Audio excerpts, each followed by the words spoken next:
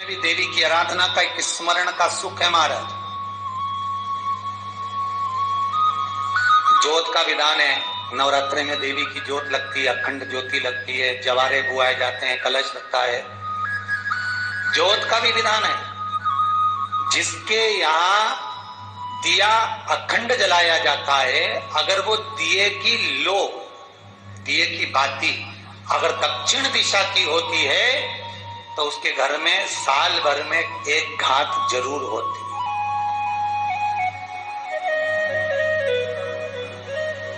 जो दिया अखंड जलता है उसकी बाती का मुख दक्षिण का नहीं होना चाहिए। अगर आपने देवी भागवत का स्मरण करा हो, देवी भागवत को अगर सुना हो, तो देवी भागवत में स्पष्ट किया गया कि पूर्व की ओर मुख करा हुआ दिया, अर्थात पूर्व की ओर ज्योत जो जलाई जाती है वो संपदा की वृद्धि करती है। पश्चिम की ओर मुख कर कर जो ज्योत लगाई जाती है महाराज, वो वैभव को देती है। और उत्तर की ओर जो मुख कर कर ज्योत जलाई जाती है, उत्तर की ओर जो ज्योत का मुख रहता है वो आयु की वृद्धि करती है, घर में अकाल मौत को रोकती है।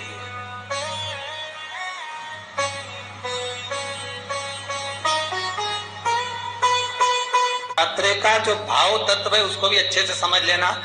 दक्षिण की ओर ज्योत ना लगाए, अगर आपको लगाना है पूरब की लगाए, पश्चिम की लगाए या उत्तर की लगाए।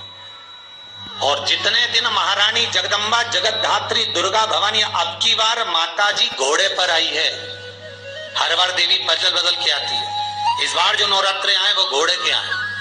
तो घोड़े पर जो देवी जी आती है वो समृद्धि को देने वाली आती है, लक्ष्मी की वृद्धि करने वाली आती है। जैसी घोड़े की रफ्तार होती है उस रफ्तार से लक्ष्मी घर में आती है। तो ये मत सोचना कि कोरोना महामारी ने हमको नीचे गिरा दिया या कोरोना महामारी ने रोक दिया, कमाई के स्रोत रोक दिए, धन रोक दिया, चिंता मत करना। मेरी माँ जगत जननी दुर्गा भवानी अब की बार घोड़े पर आई है, साल भर में इतना धन दे देगी कि आपने पीछे के 4 साल में नहीं कमाया होगा, इतनी मेरी माँ भंडार भर देगी। ये घोड़े पर आई है, कोई साधारण नहीं हो सकता। देवी भागवत में स्पष्ट किया गया, जब जगदम्बा मगर पर आती है उसका भाव अलग है, और जगदम्बा जब हाथी पर आती है उसका भाव अलग है, और जगदम्बा जब घोड़े पर आती है तो जगत को समृद्धिवान बना देती है, वैभव में कमी नहीं आती। अभी भले दुनिया के लोग अभी रोते हैं कि पैसा नहीं आ रहा, कोरोना महामारी ने सब तोड़ दिया, रोक दिया, पर चिंता ना करना। मेरी माँ अगर घोड़े पर आई है तो उसका सुख आपको जरूर मिलेगा। एक जरा सी मिट्टी की दुकान भी अगर आप खोल कर बैठेंगे तो चांदी और सोना के बराबर कमाएंगे, इतना धन देगी वो माता, साधारण नहीं है मेरी माता। तात्विक सुख का आनंद देने वाली, लाभ तत्व प्रदान करने। और नवरात्रि में भी अगर आपकी कोई कामना है, आपकी अगर इच्छा है, आपका मन है, तो जगत जननी की आराधना करो। पति और पत्नी में अगर क्लेश है तो जगदम्बा के मंदिर में मक्खन चढ़ाओ, प्रेम बढ़ जाएगा।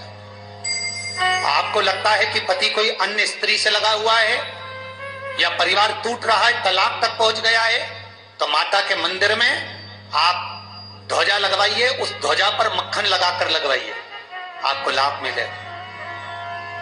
महाराज, यदि आपको लगता है कि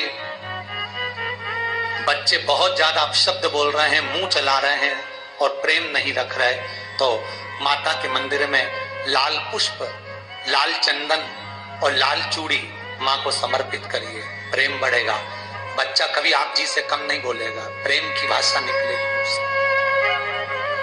माँ जगत जननी की आराधना, जगदम्बा की उपासना। नवरात्रि में 9 दिन में से कोई एक दिन ऐसा ले लो जिस दिन कन्याओं का भोजन कराओ, साथ में उनको लाल चुनरी ओढ़ाओ या कोई लाल वस्त्र, लाल पूजन की सामग्री उनको दो, सुख मिलेगा, आनंद आएगा। सती कथा में कही थी कि नवरात्रे एकम से प्रारंभ नहीं होते, अमावस्या की रात्रि से प्रारंभ हो जाते, इसलिए उसको कहते हैं नवरात्रे। क्योंकि नवमी के दिन माता जी का विसर्जन हो जाता है, जवारों का विसर्जन हो जाता है, व्रत करने वाले कन्या पूजन भोजन भंडारा कराकर विराम दे देते हैं। तो नवमी की रात्रि उसमें नहीं जुड़ा पाती, उसमें रात्रि अगर जुड़ती है तो ये अमावस्या की रात्रि से जुड़ना प्रारंभ होता है, तब जाकर वो नवरात्रि पूर्ण हो पाती है।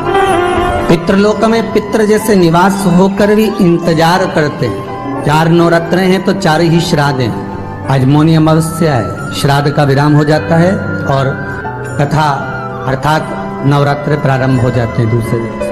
तो यहाँ शास्त्र कह रहा है जैसे हमें प्रतीक्षा रहती है कोई अच्छे कार्य की, कि घर में कोई शुभ कार्य हो, घर में कोई अच्छा आयोजन हो तो अपने को आनंद होगा, प्रसन्नता होगी। उसी तरह हमारे जो पूर्वज चले गए, जो पूर्वज चाहे वो अधोगति में गए हों, चाहे वो देवगति में गए हों, चाहे वो पितृलोक में निवास कर रहे हों, तो जितने भी पितृलोक में निवास करने वाले पूर्वज होते हैं वो भी ये विचार करते हैं कि हमारे घर के वंश द्वारा, हमारे वंशजों द्वारा कोई ऐसा सत्कर्म हो जिससे हमारे जीवन की वितृप्ति हो और हमें आनंद की अनुभूति हो। और ध्यान दीजिएगा महाराज, आपको चैत्री नवरात्र का स्मरण होगा, आपको शरदीय नवरात्र का स्मरण होगा, पर जो आषाढ़ में और माघ में जो नवरात्रे पढ़ते हैं इसका एक आनंद ही दूसरा रहता है। बस इतना जरूर होता है कि दुनिया के लोग वो जो 2 नवरात्रे होते हैं उसमें कलश की स्थापना भी करते हैं, देवी का पूजन भी करते हैं, अर्चना भी करते हैं, मंदिरों में भीड़ भी रहती है और खूब प्रेम से माता का जगराता वगैरह सब होता है। पर ये जो नवरात्रे हैं 2 गुप्त नवरात्रे, इनका लोगों को स्मरण नहीं था।